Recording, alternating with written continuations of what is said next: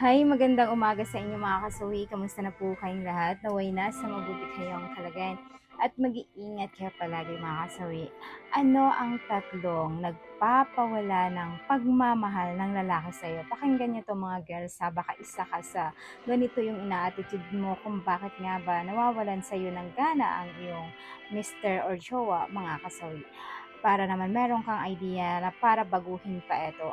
Ang una natin mga kasawi is bungangera. Kapag once na ang isang babae ay masyado itong mabunganga, talak ng talak, lalo kapag pagod na pagod si mister sa trabaho, tapos pagdating pa niya sa bahay ay wala pang hinahain na pagkain, tapos tatalakan mo pa, ayan, bungangangaan mo pa ng sobra-sobra, ay talaga namang naririndi ang isang lalaki sa inyo.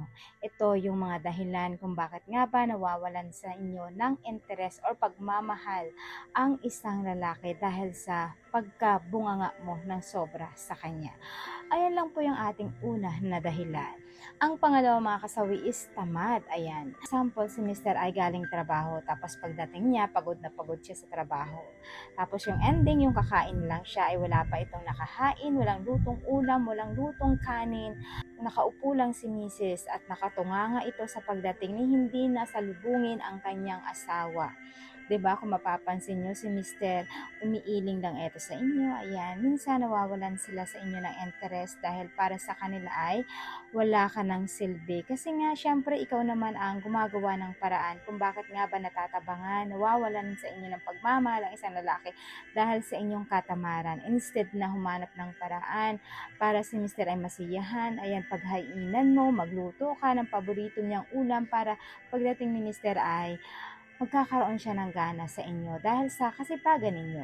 Ayan lang po yung ating pangalawa na dahilan. Ang pangatlo mga kasawi is masamang ugali. Lalo kapag ka ang babae talaga ay sobrang kasamaan ng ugali. Yung bang wala nang ginagawa naman si Mr. sa kanya pero ubod ng sama. Lahat na lang ay nakikita sa kanya.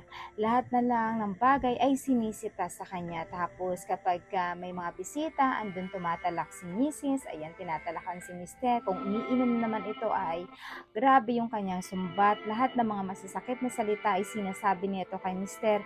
Talagang wala na itong ginawa kundi pahiyain si Mister kahit pa sa pamilya ay nagagawa nitong tratuhin ng ganito. Talagang unti-unting nawawalan ng pagmamahal sa inyo si Mister dahil sa maugali na pinapakita ninyo sa kanya na hindi niyo siya kayang respetuhin ng ganito. Kaya kung mapapansin nyo, minsan wala nang gana si Mister sa inyo dahil sa mga ugali ninyo na pinapakita sa kanya mga kasawi. Ayan lang po yung ating pangatlo na dahilan. Siyempre, hindi mawawala yung advice at topic na ito. Lagi niyong tatandaan sa mga misis. Si Mr. ay sa trabaho pagod, dapat ay lambingin ninyo, asikasuhin ninyo, dapat paghainan ninyo. Hindi masama na minsan pagsilbihan natin si Mr. Kahit na minsan napapagod tayo sa personal nating buhay, sa personal natin na ginagawa, sa pag-aaskas sa mga bata, pero dapat karapatan ninyo na pagsilbihan si Mr. Lalo kapag ka ito ay sobrang responsible pagdating sa pamilya. Huwag kayong magpapakita na sobra kayong tamad, yung para bang wala kayong gana na asikasuhin sila.